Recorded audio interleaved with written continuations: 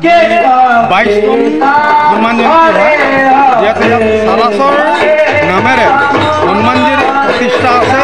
এই মন্দিৰভাগিসমূহ জাতীয় জনগোষ্ঠী যেনেধৰণে আমাৰ দেউৰী, মিচিং, চাহ জনগোষ্ঠী, অসমীয়া, বিহাৰী, আহোম সকলোকে লৈ আমাৰ এই উৎসৱভাগি পালন কৰা হয় 24 ঘণ্টীয়া অসমত। আৰু আমি 10 তাৰিখে সকলো জাতীয় জনগোষ্ঠীক আমি পদযাত্ৰা কৰিছিলোঁ। প্ৰায় আমাৰ আমাৰ মাতৃ আৰু ভগ্নীসকলে পদযাত্ৰাত সহযোগ কৰিছিলে। আৰু এইটো আমাৰ অসমৰ সকলোৰে সুশান্তিৰ বাবে সকলোৱে মিলি তুলি থকাৰ এটা প্ৰচেষ্টা আছিল।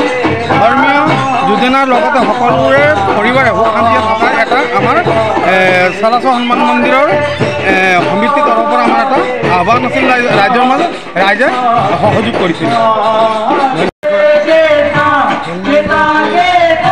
পালন